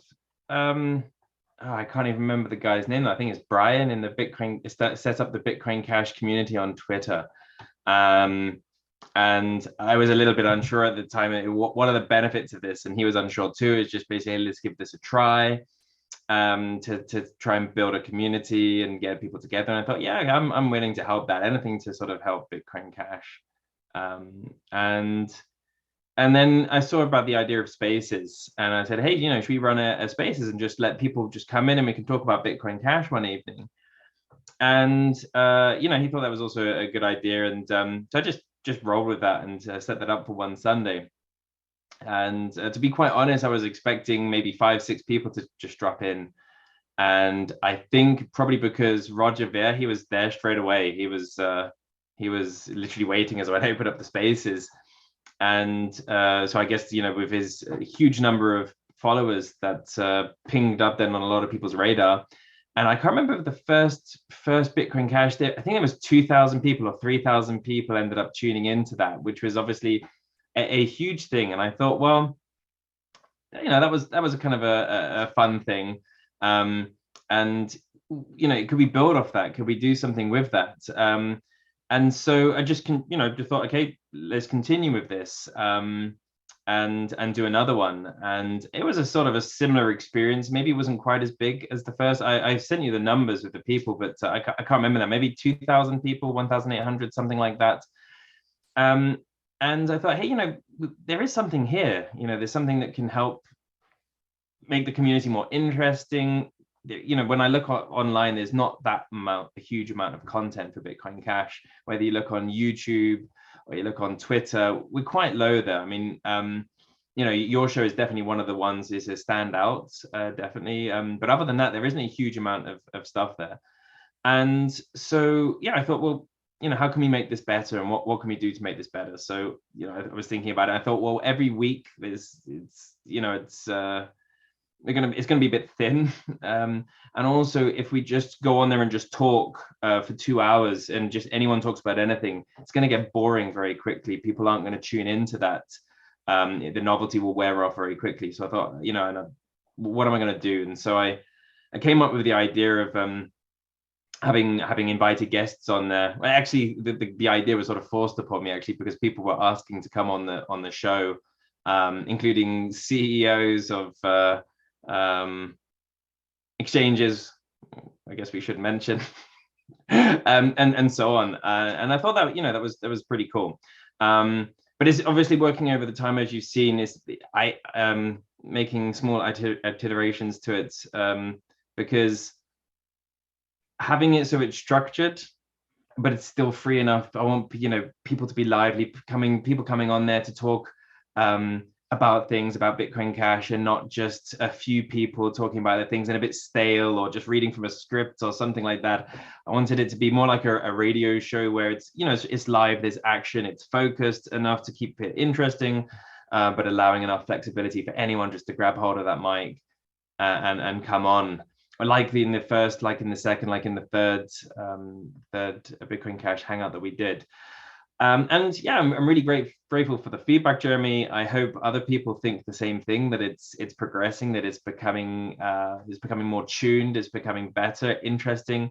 And that is the point of it. And I'm very much open for suggestions about how to improve this. With lessons learned so far, what I think really works well is the debate. This is something that's quite new. I think we've done now two shows with the debate features. We have a topic to share our opinions about, and the idea is to have not just we're all agreeing, but to have different opinions and counter opinions. And what we've seen is actually more interaction with this. You yourself, Jeremy, you've been on there, and Chris and CL and Callisti, and this is something that excites me a lot, is to try and we see this on Telegram with the Bitcoin Cash community. It's a little bit 0 or 1. It's basically that I think that there's been a bit a victim mentality, which hasn't been that great. So you're either with this or you're attacking, and it's this possibility to talk about things and accept that there are different opinions and there are shades of gray, and that's okay. So I think that's exciting. I hope it helps the Bitcoin Cash community grow, become a little bit more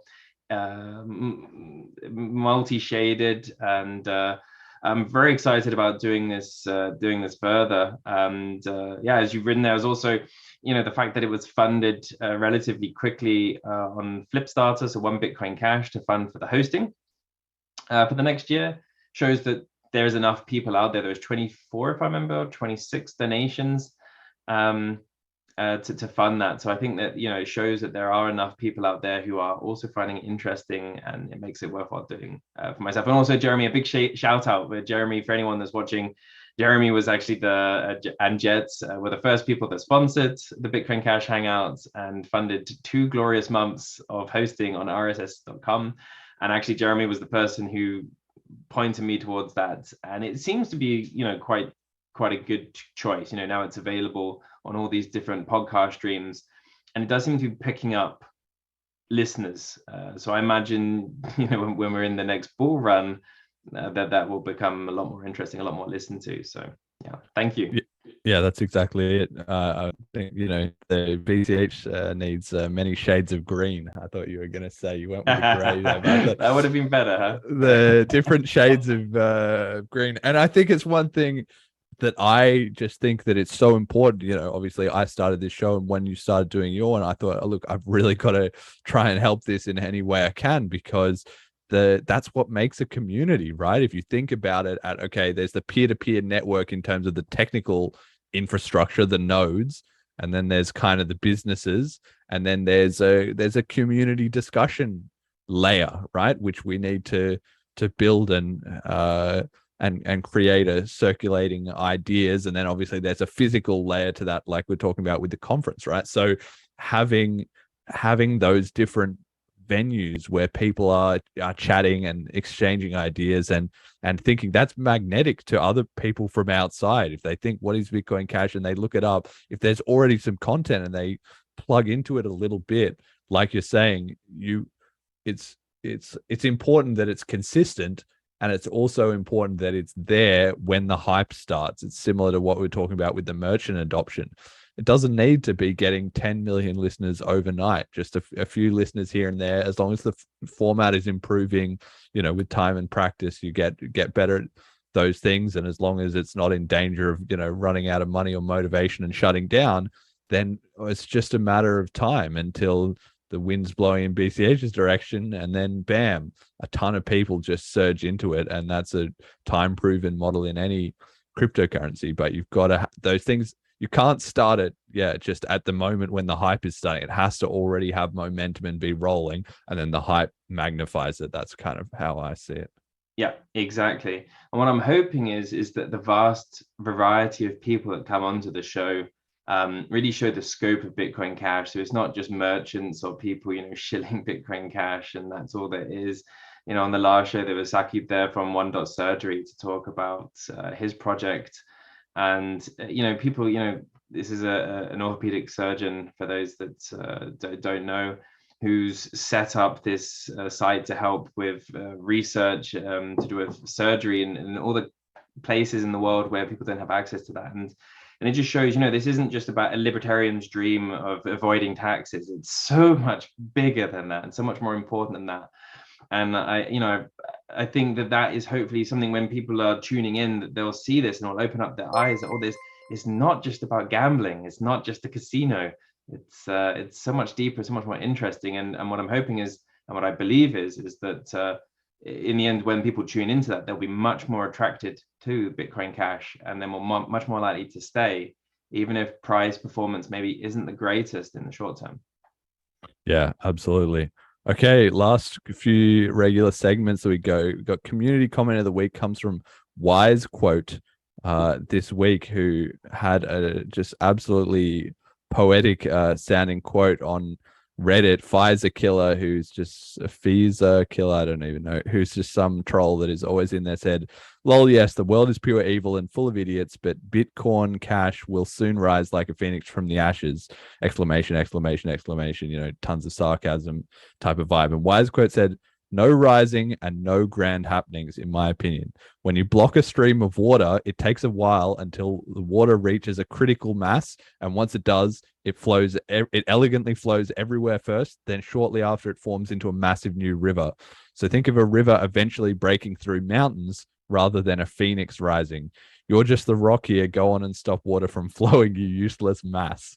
Hence why your block stream will miserably fail. So quite a useless mass that can fit into rare insults, but that gets to the heart of the matter. And I just thought that's a beautiful metaphor for it. And ironically, the whole block stream thing, it's such an ironic name. You can't imagine any more of a we're the bad guy's name than that, to be honest. But that's exactly how it is, right? And that's why I think it is like the water in the dam, where it builds up, it builds up, it builds up. And if you're looking on the other side of the dam, you don't notice anything.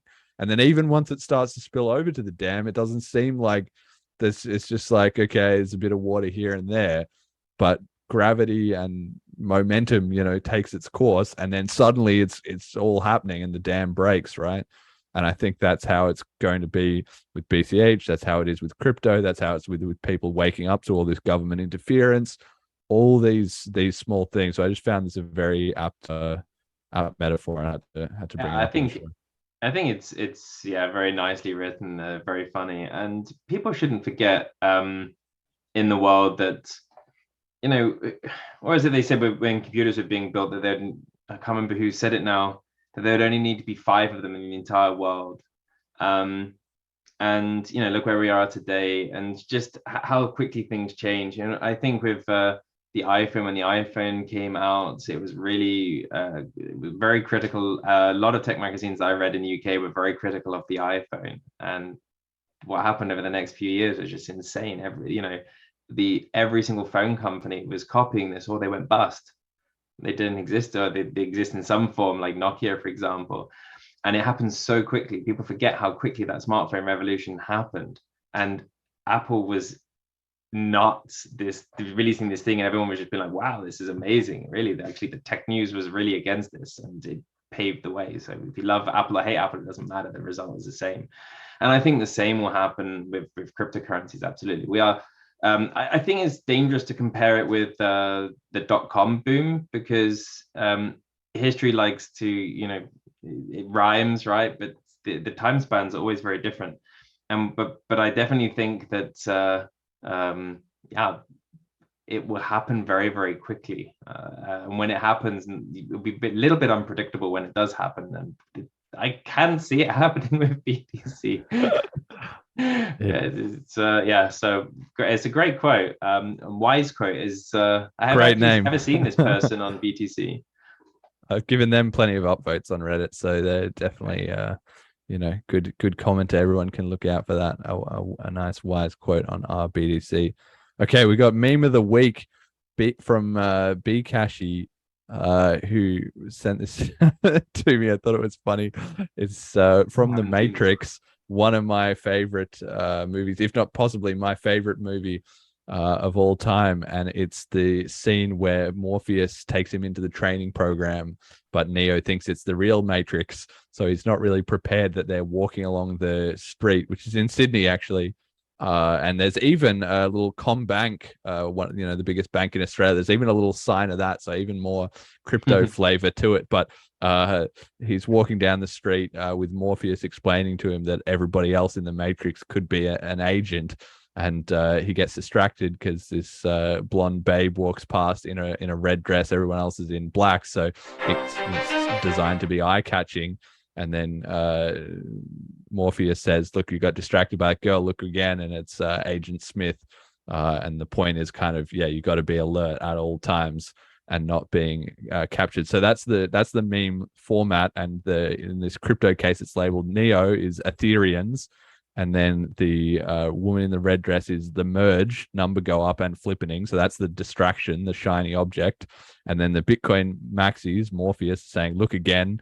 And Agent Smith pulling the gun at the end is regulatory capture. So it kind of comes to what we were saying before. So I just thought this crypto back and forth is always very interesting to observe, as everybody's kind of on the same team, on Team Crypto, but then within Team Crypto there's all this poking and prodding at each other, and it's, is the merge just a big shiny object that's going to lead them into a bit of a disaster that they're not expecting? Well, we kind of talked through it, but I just had to put this one in there just because I love the Matrix so much. And it also occurred to me, because I rewatched this scene, that the woman in the red dress might be the most famous movie character to appear in under like 4 seconds of film. She's in like 2 shots, literally about 2 seconds of film, but super, super famous. And it's a great movie. It's one of my favorite movies, which is why I haven't seen the Matrix because I don't need to destroy it. I didn't know if I would recommend it. I have, and I was pretty underwhelmed. It wasn't the worst thing ever, but when you set the bar like that, but the second and third Matrix also just kind of sucked, to be honest. Really, yeah, exactly. That's why I thought the first is just a league of its own. Exactly. There's the first movie, and then. Yeah, that was it. Anybody who has not seen The Matrix, rent it and watch it right now. Your mind will be melted, and it's just the greatest thing ever. And it still looks amazing and stuff. That's, in retrospect, people are not, people are going to slowly sort of forget this as time goes on, right? But it was a 1999 movie, and the special effects and stuff was like unreal level for the time that was released. Yeah, I mean, it set up a whole new movie standard. The whole bullet time thing and how it was done was set up by The Matrix. There's even games then based off, like Max Payne, for example, was built off that. So it's really, really huge. Yeah, anyone that likes anything to do with reality and consciousness and whatnot, then Matrix is a great one. And more recent one, sorry, just to completely change the subject. Yeah, movie recommendation session. Westworld season 4. Wow. That's another one. Just go and watch Westworld. Spoilers, you son of a bitch. What was that? I said no spoilers, you son of a bitch. No spoilers. No spoilers. I'm not giving any spoilers, but Westworld season 4, the last season, gets really bad reviews, and people obviously don't get it. Is it completely out? There you go. Is it out? Is it all done? Yeah, it must be all done. It's out. Oh, okay, all right. I've been waiting for that. I've been automatically downloading. It's only like 7 episodes or something then? I thought it was, maybe. Okay, 7, I was expecting more. 6. Yeah, but it's whatever it is, the last one is out, and wow. Basically, it took literally until the last few seconds for me to go, oh wow, okay, that's fucking amazing. Do you know the mental rug pull? Do you know the book that they reference all of the time? And like, I think they only overtly reference it in like the first or second season once. But do you know what that movie is like? Well, it's based off of an old show, I think, called West. Or yeah, Yeah, it's based off the book by Michael Crichton. And I've read a lot of his books back when I was as a young teenager, but they went off piste. But the Christopher Nolan, I think he's experienced quite a lot of similar stuff in his life to me, because there's a lot of the stuff that he delves into. I basically have had some experience in my life where it's like I've gone down these rabbit holes. So I love his stuff, and season 4 wasn't a disappointment. That's what I can say. So I'm not going to say any more. Let's move to the topic quick. All right, next topic. Oh, okay, all right. Okay, so I'm super pumped for season 4, but real quick, they reference in one of those first couple seasons a book by Julian Haynes called The Origin of Consciousness and the Breakdown of the Bicameral Mind. Super long-winded title. Highly recommend it. I remember I stole it from my high school library when I was in like grade 9, and it changed my life. Fantastic book. I think I've read it. I've read more stuff on the consciousness than I care to admit, and I'm pretty sure that rings a bell. And that this is, for me, is such a deep rabbit hole. A lot of fun. This is one. Jarrett, if you do end up coming to the conference, we can definitely have a glass of red wine or something and go down this tunnel. Sounds good. All right, the literature and film review segment of this podcast will be starting up as a regular segment. We'll see in the survey if everyone goes in the survey. Oh man, let's get some more book Don't talk about Bitcoin recommendations. Cash. Yeah, Talk so about fuck films. that. Yeah. Let's do the movie reviewing. I do love movies. My mom is huge into movies, so I love movies with her. It's great. Anyway. All right. So last slide. Message to the community. Just freestyle it, mate. What do people need to hear? Bitcoin Cash. What are we lacking? What's the missing piece? Yeah. Stop being the victim. There was a successful attack against Bitcoin. Get over it. The future is bright, and focus on that future. So making sure the history is known and preserved, that's great. It's fantastic. Do that, but don't be the victim. Take a leaf from Ryan Giffen's book. If someone talks down Bitcoin Cash, if someone calls it Bcash, don't be offended. Have a thicker skin and either ignore it, or even better is explain to them, actually, maybe Bitcoin Cash isn't that bad. And if they don't want to accept it, fine. But don't be the victim. I think the Bitcoin Cash community is quite clear if you look at the number of Twitters, the number of tweets, the social media content. There's a lot of work to be done there in growing the community. And Jeremy, I think you do a great job at that. And I think there could be, more people joining into that. And the way to do that is make the community as attractive as possible. So how do you be attractive? Don't be the victim. We are, we will succeed, and we will succeed by being absolutely sure, we are on the right path. And if other people can't see that, that's fine. They'll see it at some point. And I really think, with that, networking will help hugely. Meeting together, having some fun, drinking some drinks together, eating some food together, and seeing each other in person, which is why, pushing the Bitcoin Cash conference. But beyond that, we need to be meeting more often, whether it's in hackathons or it's in BCH meetups.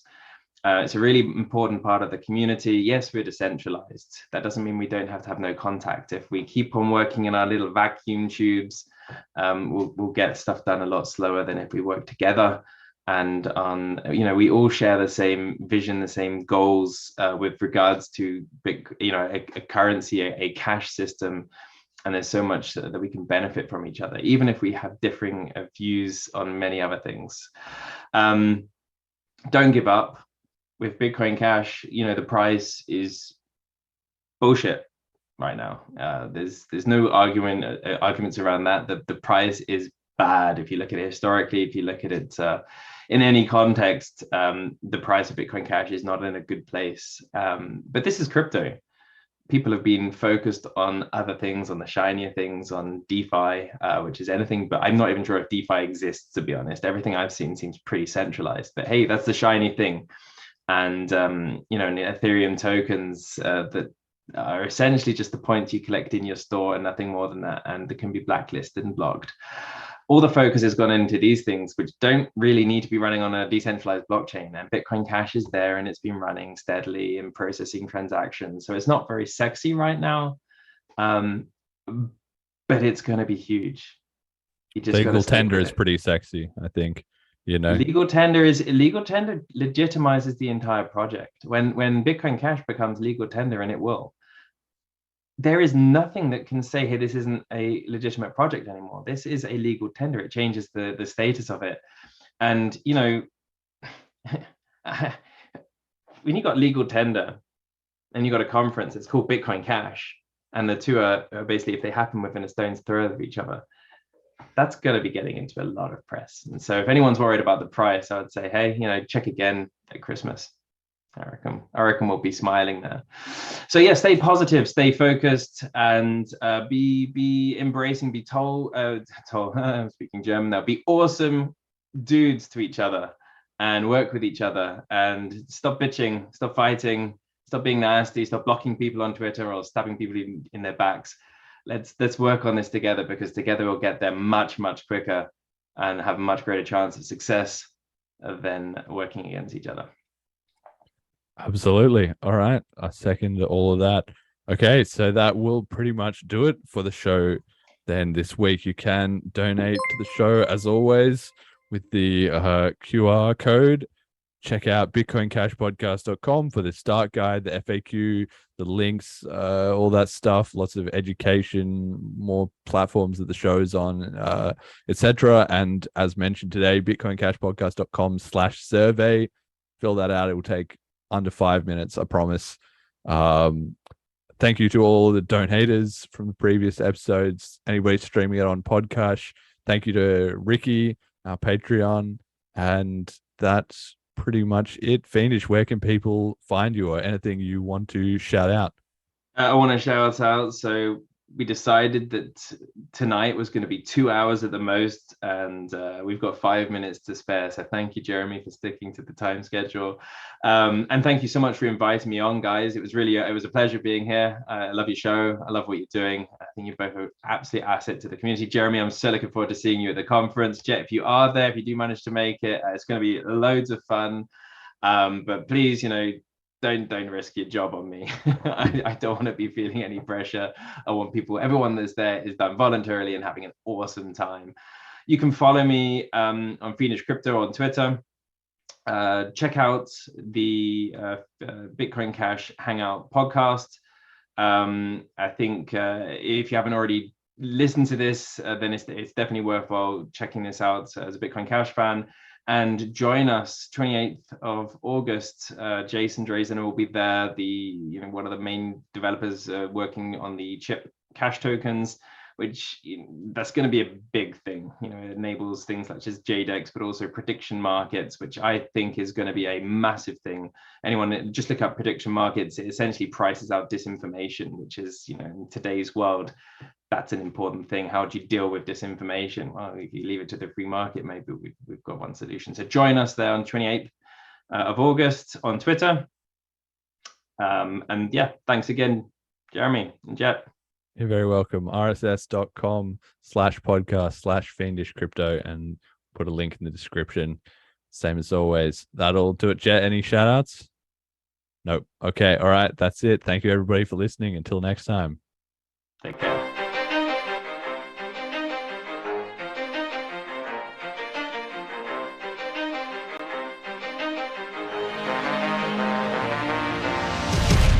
The greatest story the world has ever known. The rise and rise of Bitcoin. 2022. A single chance for the world, a single moment in time. Bankers captures all, our cryptocurrency flies. Gets to decide, Phoenix fly from the flame. Bitcoin BCH, forever changing the game. An underdog story everyone trying to deny. Bitcoin revolution, crypto trade on the rise. Then they stole our brand name and tried to push us aside.